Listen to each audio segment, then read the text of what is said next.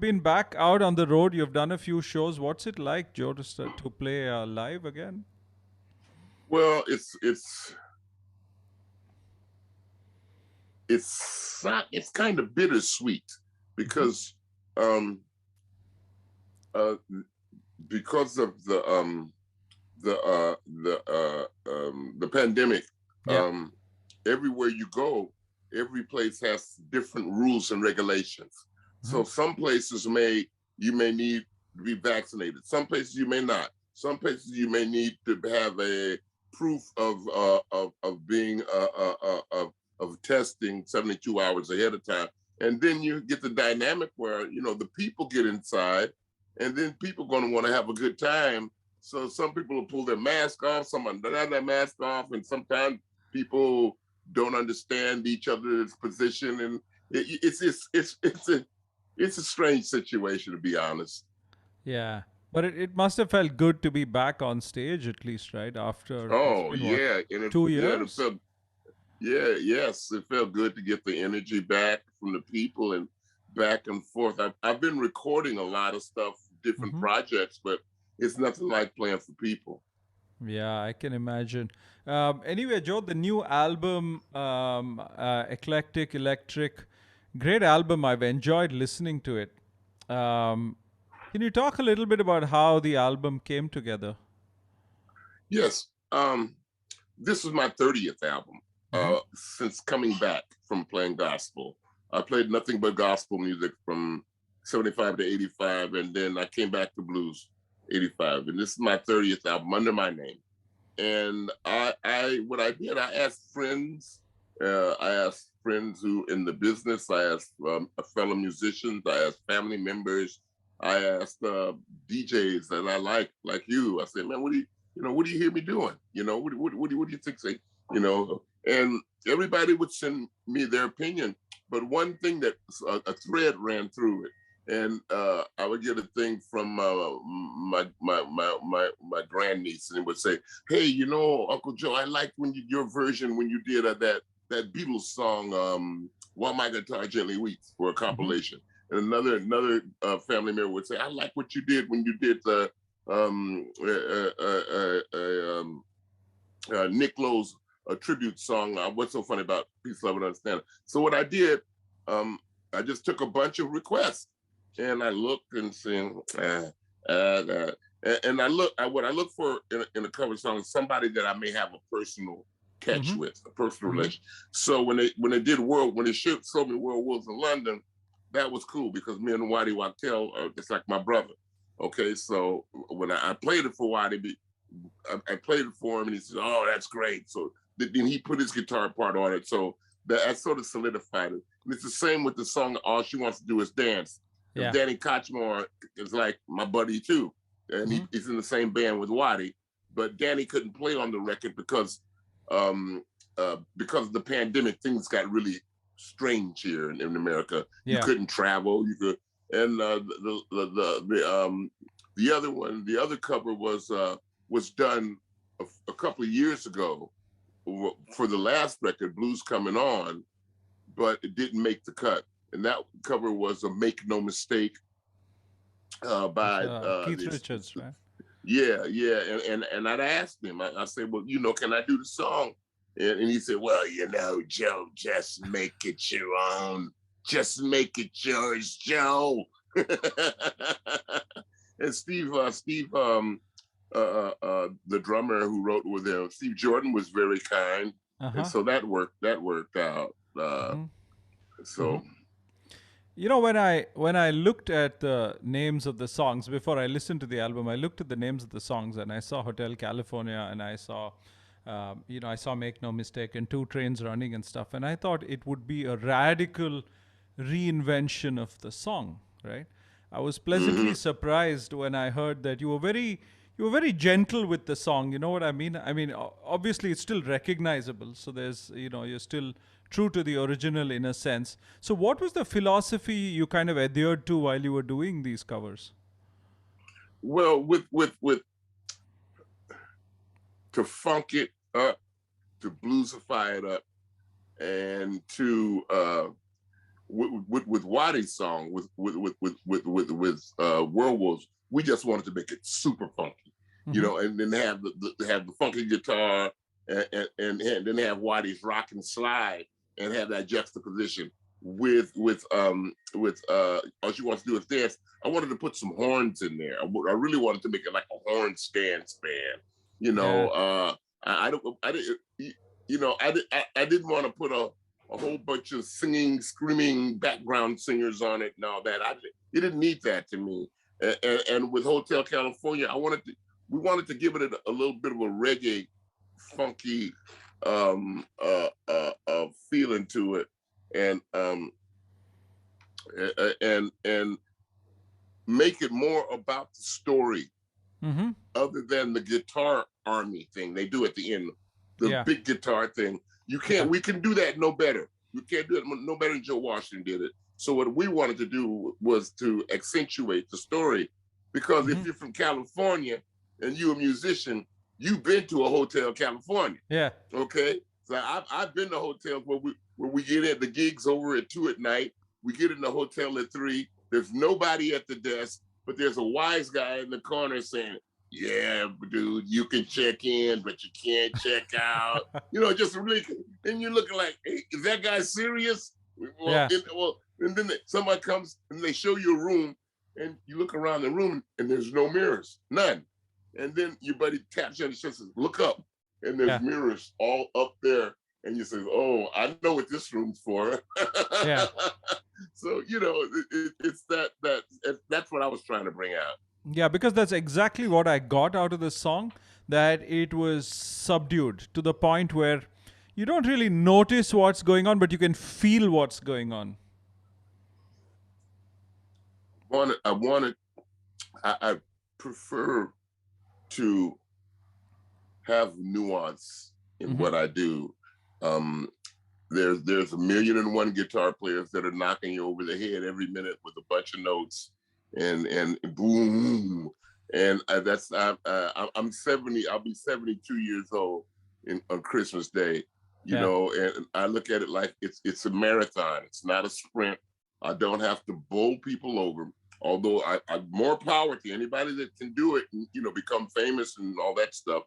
But it's just I like to have people, you know, say, "Hey, hey, Joe did something different with that," or "Joe, showed another side of something."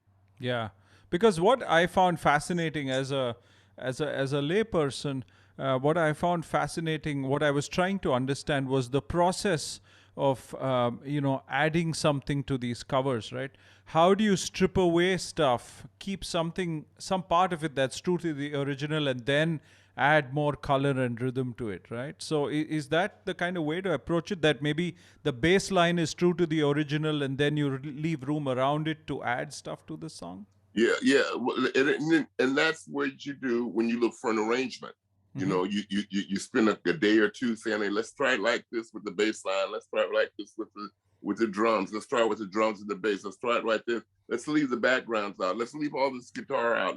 Let's put something else." You know, so you try. That's where the arrangement comes in, and yeah. So is this album like a part 2 to Blues Coming On? I mean, Blues Coming On was also a collaborative effort, right? You had Kebmo, you had Eric Gales, you had all of these guys. So is this like a part 2 to that? Well, actually, Blues Coming On was supposed to be a double album. All these songs that you listen to now were supposed to be on Blues Coming On, but we came to the conclusion, the president of the record company, my manager, everybody, my wife, that people nowadays do not have the attention span to listen to a 2-album record. You know, they barely have attention span to listen to a 99-cent single. So we figured, no, let's just cut it in half. Let's just do it and make it 2 records. Yeah, but that's interesting that you say that, right? Because you'd think that, the attention span in today's era of streaming, I mean, people don't listen to stuff more than like maybe 2.5, 3 minutes. But back in the day, in the 60s as well, for radio, I remember Susie Q, I was speaking to Doug Clifford a few weeks ago, and I think the original version of Susie Q was 7 or 9 minutes or something like that. And I can't remember if that went on radio like that, right? Yeah, well, it went on radio because it went on radio where I lived at in San Francisco. Mm-hmm. And if it wasn't for us in San Francisco, all the radio stations would still be playing songs by the Monkees for 2 minutes and 30 seconds. We Yeah. just made it. We just said, forget it. And all the DJs walked out and they said, unless we get to play the songs we want to play, how long we want to Mm-hmm. play them, we're leaving. And they left and they went, instead of the AM dial, they went to the FM. And the first big hit was Susie Q from Creedence Clearwater. Mm-hmm. Yeah. Yeah. But tell me, Joe, what is it like for you to collaborate with all of these people? I ask because I remember reading an interview with Howling Wolf. I think it was an interview he did in '67, where he famously said that Muddy Waters never really liked playing with anybody because he was just jealous of people who played better than him.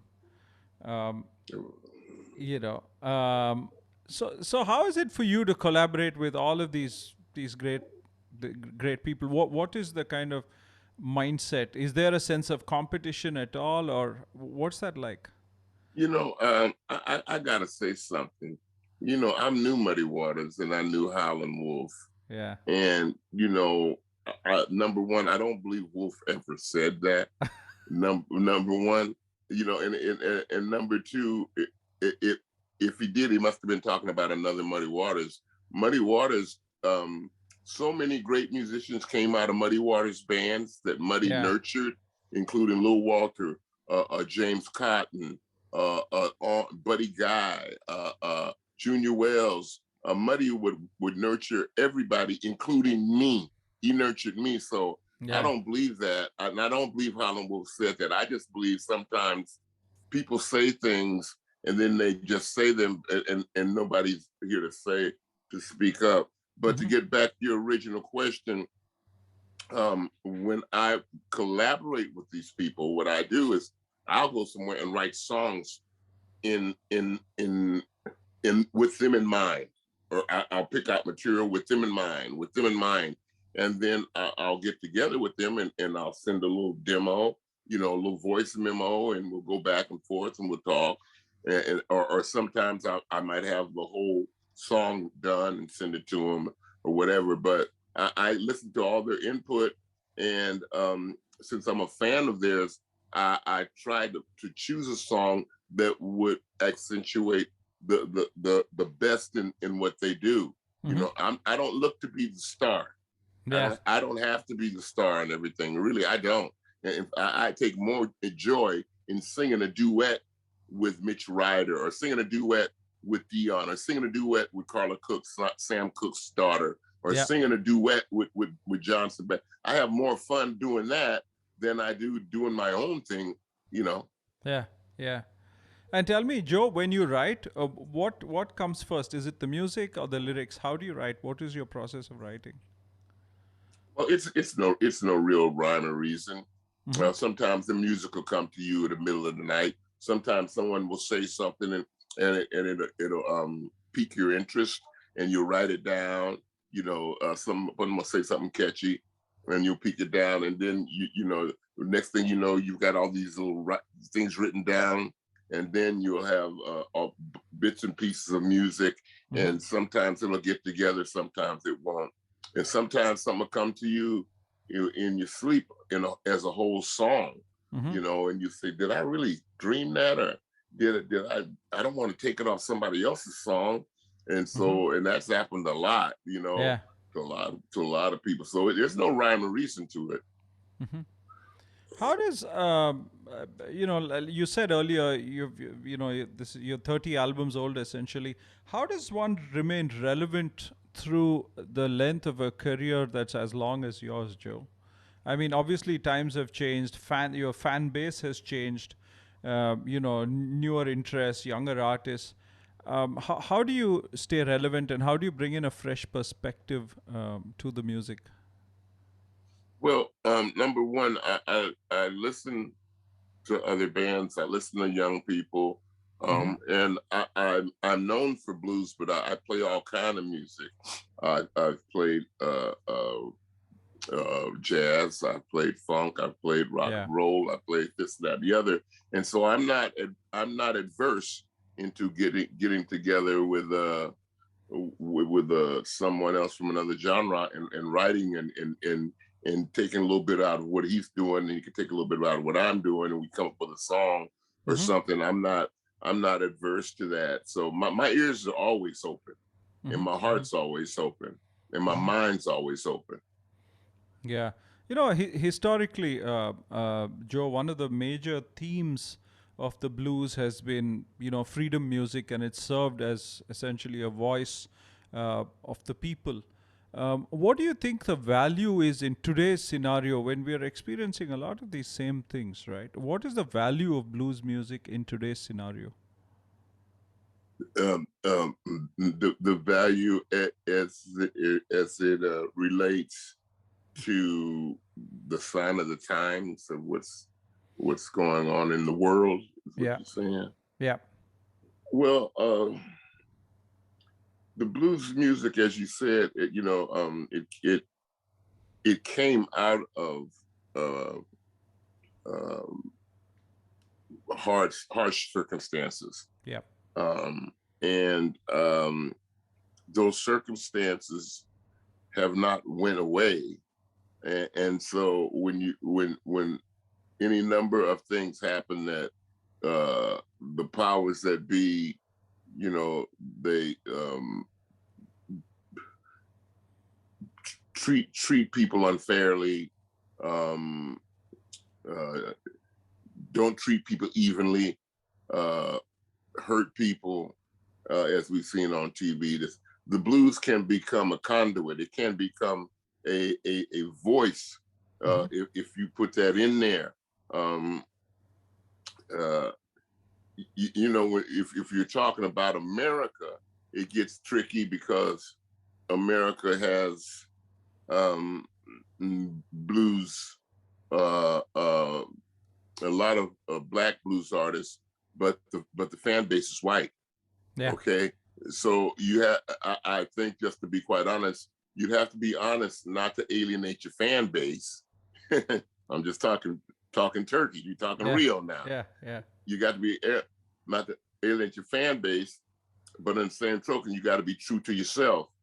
And sometimes those two are a big clash. Sometimes they're a big clash.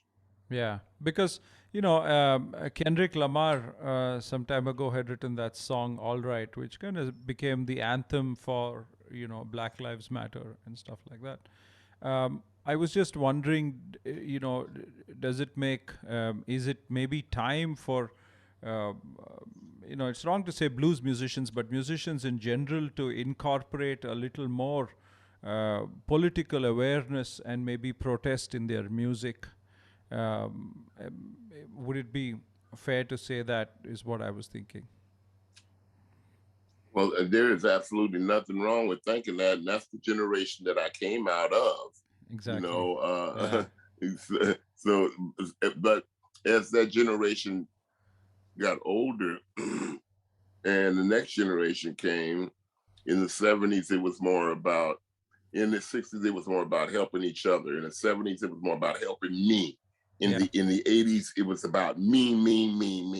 In the 90s, it was about learning a computer and being sedentary by yourself, computers by yourself. And so the 20s and now you have these different things going on, and I don't have the answer, Yeah, I can understand. But I want to touch upon something you spoke about briefly about do you think blues music is becoming very guitar centric today? Because I've heard people say that the upcoming blues artists aren't paying enough attention to the roots of the music, right? And then there is, of course, a school of thought that says blues music has become very guitar driven. Where do you stand on that? What do you think? Well, I think it's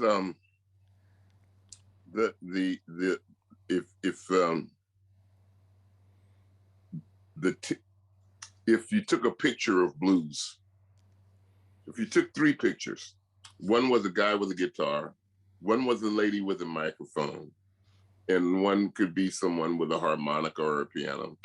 The one with the picture with the guitar would have, if it was a test, it would have 1,000 hits.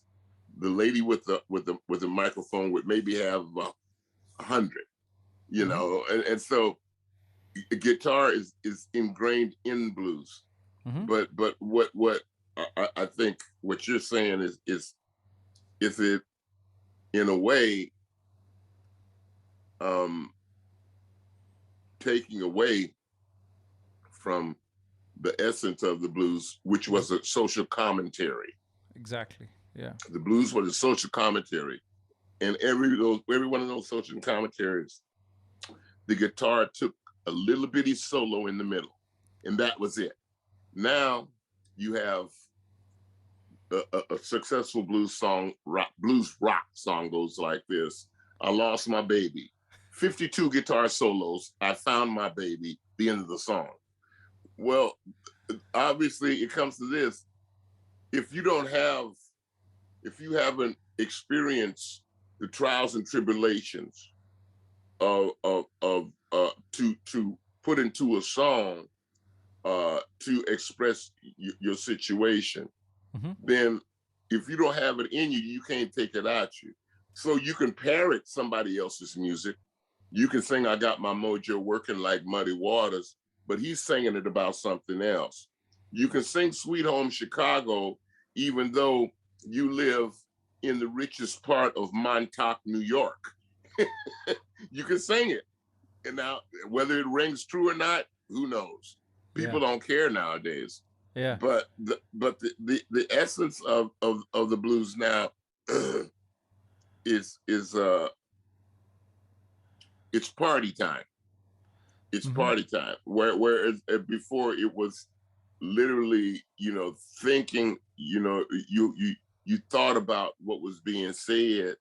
Now it's more like, you know, they're playing my favorite song, let's go get a drink. Yeah. It's a credibility thing also, right? Yeah, yes. Yeah. It's interesting because I remember reading something that Eric Clapton had said back in the day when, you know, he's obviously very heavily influenced by the blues. And when I think one of the reasons Cream broke up was that he said they were doing all these covers of Robert Johnson and, you know, all these blues greats, and then doing extended guitar solos and things like that. And the audience loved it, but somehow he felt very guilty about it. And I think he attributed one of the reasons that Cream broke up was just because he says he couldn't deal with that guilt. Yeah, well, God bless him. God bless him. Yeah, but you know, one of the hallmarks of your career has been, you know, you've never been scared to experiment. There's a lot of diversity. Do you feel that, you know, musicians today need to be more diverse, need to experiment a little more with the blues itself? Well, you know, I found out a long time ago, no matter what I think, I don't want to be as facetious as to say someone should do what I think. But I do feel that nowadays that people are, because it's so much blues all over the world, that people are doing it differently all over the world, you know, and that's a big thing now, that people are doing it all differently all over the world.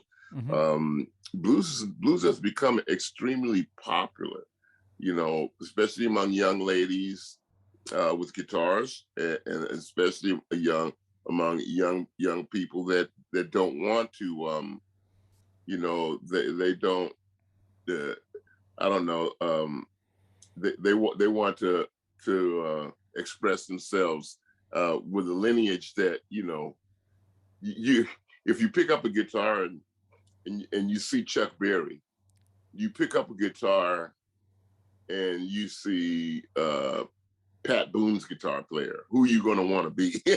Yeah. You know what I mean? Yeah. Then you just looking at Chuck Berry is gonna fascinate you, and then just to hear what he does, and then when you see him, the deal's done. The the deal's done. I defy anybody to go on playing guitar after Chuck Berry. You know. Did you watch Chuck Berry growing up? Did I watch him? Did you watch it play? Yeah. Yeah. I did. Yeah. Mm-hmm. Incredible. Joe, you spoke earlier about, you said you gave up the blues in the middle for a bit. I know you were very close friends with Mike Bloomfield. You were roommates as well. Was it around the time of his passing that you decided to give up the blues? No, I quit before his passing. I quit. I left. I left everything. I left Bloomfield's house. I left all my other friends. I left it all. I just started playing nothing but gospel in 1975 with my friends, and I just didn't go back to playing secular music. It was too many things were happening. Everybody was getting too indulgent. A lot of my friends, I mean, literally my friends who I'd known for years, they took their bands and all of them got signed because of the psychedelic craze. Yeah. And all of them got ripped off. And a majority of them, not very many of them came out with anything to show for it. Mm-hmm. So does gospel music, has it been like an underlying theme for you all your life? Has gospel done that? Well, I just listen to all kind of music. I listen to gospel music. Gospel music is like, if blues is my mother tongue, gospel is like my father tongue, because gospel it's right there together. So it's both of them are steeped in African American history. They mean something else to me than they mean to somebody else. Yeah. So they'll always be in my soul and in my heart. And certain things that they can say, and certain passages that they can refer to, that we all know, we all think about, we all take solace in, and it's like an old friend, and it could take you back to a place you remember like it was yesterday. It'll take you back to a place where you were a kid sitting talking, explaining something to your grandmother or your great grandmother, because you hear a certain song that you like, and it's like you just stop everything and you hear your grandmother's voice. And it'll make you emotional or something like that. It's got nothing to do with gold records. Yeah, but is it also a result of growing up in a religious family, Joe? Well, I grew up in a somewhat religious family, but my family wasn't.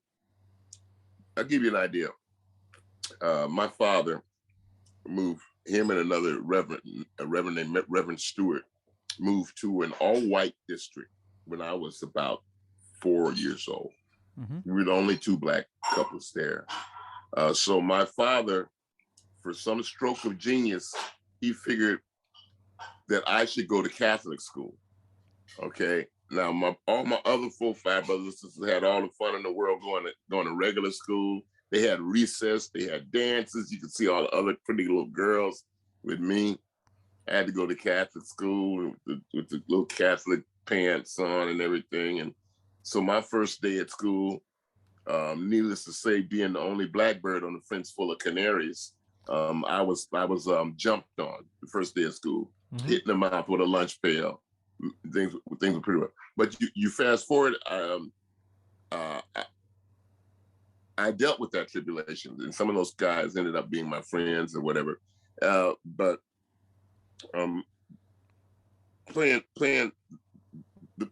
I would leave Catholic church, come home with my grandmothers, and go to Baptist church on Sunday. So I tell everybody, it would say, "Oh, Joe, you're real religious." I know just enough religious to know that I'm not for organized religion. I've had myself up to here with organized preachers and religion. I believe till the day I die, there's a higher power. Mm-hmm. We didn't bring ourselves here. We don't know what's going on. And the earth, the mother earth is our mother. I believe that. A lot of other Western hokey pokey, I don't believe. I'm sorry, I just don't believe it. You know, and the same can be said about a lot of other religions. I just, you know, anything that gives someone faith, I'm all for it. But you know, let's just be real. Yeah. You know, you know, they're just men. They're just men. Yeah, true. Did you study music? Are you formally trained in music, Joe? Yeah. Yes, I'm trained. I went back to school and got a degree in music and a degree in English. Mm-hmm. So, and then you were saying you moved to San Francisco when you were a teenager, you said. No, I moved to San Francisco when I was about 3 years old. What was that like growing up in San Francisco in the in those days? I read somewhere that you grew up, or you lived down the road from the Dead, or you know, somewhere off Haight. Well, the whole Fillmore district, the Haight district, was all African American. Mm-hmm. It was all African American, Jewish, some Japanese, mainly, but mostly. It was like Harlem in the 30s. It was just huge, and so that's where I learned how to play. That's where I was around great musicians, and we could play 5 nights a week. And then when the young kids start moving in from Iowa and Chicago and growing their hair long and wanting to be themselves, they moved into our neighborhood. Okay, so we had to come to grips with, are we going to be friends with these guys and girls, or you know, or is it going to be some tension? Well, it was both, you know. So that's where I grew up. And then when I left home at 16, I moved to Waller and Ashbury Street. And if you just walk down the corner, there's Ashbury. You walked up the hill, that was the Grateful Dead house, and that's where they played all the time.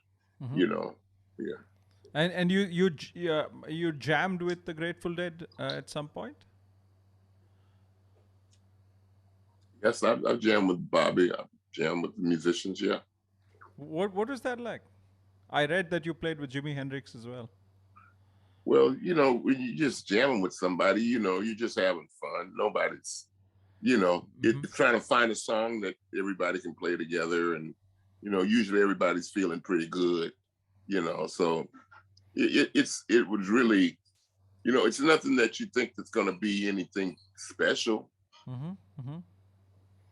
Yeah, I can imagine. Must have been quite a time though in San Francisco back in those days. Yeah, it was. Yeah. Anyway, Joe, what do you have coming up? Joe, you're going to do a tour now. Do you have a bunch of shows lined up? Yes, and if you'd like to know all of them by heart, you can go on to joelewiswalker.com, or you can go on my Facebook page, Joe Louis Walker. Yes, we start on the 12th of this month of November, actually, and near Pittsburgh, and then we go to Cleveland, and then we go to Des Moines, Iowa, and then Minneapolis, Minnesota, Prince's hometown, and then we go to Chicago, and then then some more dates in Michigan, and then we head back home and playing, you know, around Northeast. Nice. And so we'll be promoting this new record, Electric. So it's out November 12th, right? Yeah, but you can get it on different search engines now, and you can the singles out now. Werewolves of London with our special guest, Waddy Wattel. That's it for this week's episode of Tales from the Road. Tales from the Road is brought to you by the concert photographer and Moving Pictures Media. Don't forget to join us next week for another episode. If you like what you heard, subscribe to our podcast on iTunes, Spotify, or Google Play. Thank you for listening.